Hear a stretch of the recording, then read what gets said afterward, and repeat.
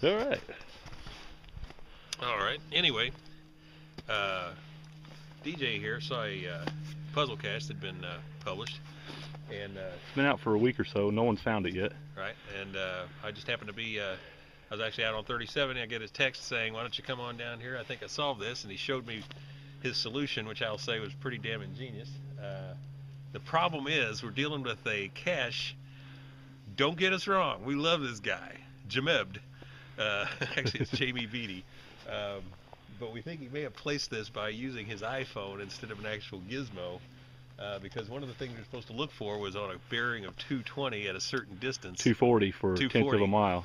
And it turned out it was actually a little more than, considerably more than a tenth of a mile, and it was on a course of about 190 or something like that. It was not too whatever. So anyway, we just kind of kept panning the woods and looking around, and we found it. Now we're following these. We're supposed to be. It's not supposed to be a night cache. Supposed to be a night cache. So there's reflector tags. These things called fire tags. And we're such. I'm such a hardcore first to finder on these puzzle caches. I gotta be first to find on a puzzle cache in my area. I try to be. So I thought we'd come out here and find, at least find the first set of fire tags. And we're finding the fire tags. And so here's what we're looking for. We actually found the thing we were looking for, which was way in the wrong place. And now we're just finding these little boogers. So we're looking for these things. In the nighttime, those things will glow.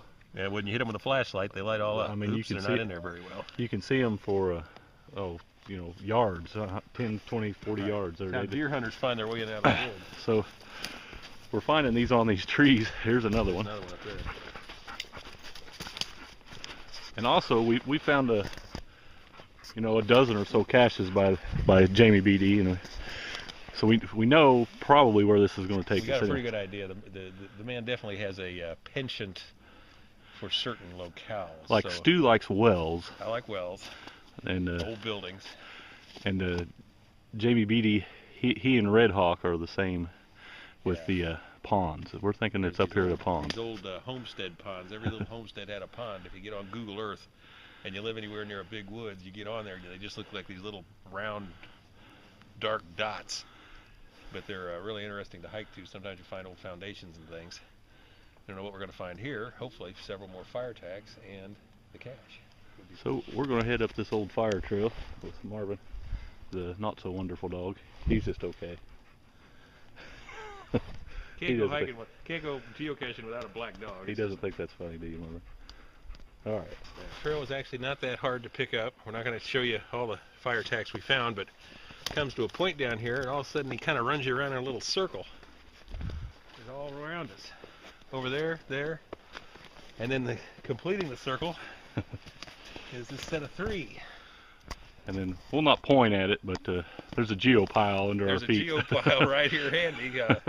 So actually, other than the initial degrees and distance, and we're going to send him the corrected data so he can fix that on his listing. But this is actually pretty well executed. This is one that was actually worth getting up and driving down here for. You want to grab it, and I'll not show where it's at. And it's right here by this nice little pond like we suspected.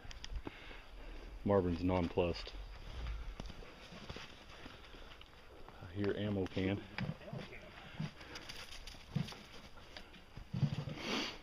Oops, sorry, Marvin. Marvin just took one on the chin. And there it is. He actually went and got the sticker.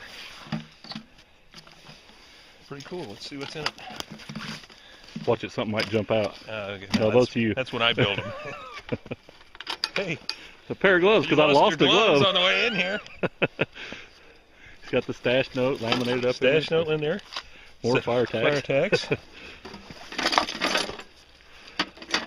Ooh, neat little thing. Travel bug. That'll go home. I think he's got a lot of the crap he's got from my caches in here. Hey, sardines. That's something Stu puts in all of his caches, is mustard or sardines or both. Sardines or both.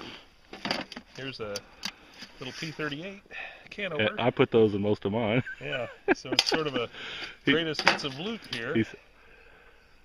Ooh. Now that might be fire paste. No, it's a a saw. Flexible bow saw. Yeah. That's pretty cool. Interesting. I didn't bring any swag. I know, so we can maybe take the travel bug, but everything else I think we kind of are duty bound to leave here. Yeah. Well, cool. fantastic. You know, Yeah. that was worth doing. It was a adventure. It was. Took us to a nice place that we didn't know about. I grew up in 10 miles from here or so, but I've never been in this little neck of the Hoosier National. It was. You know, take me someplace cool and show me something neat. You know, Yeah. that's the whole mantra of geocaching.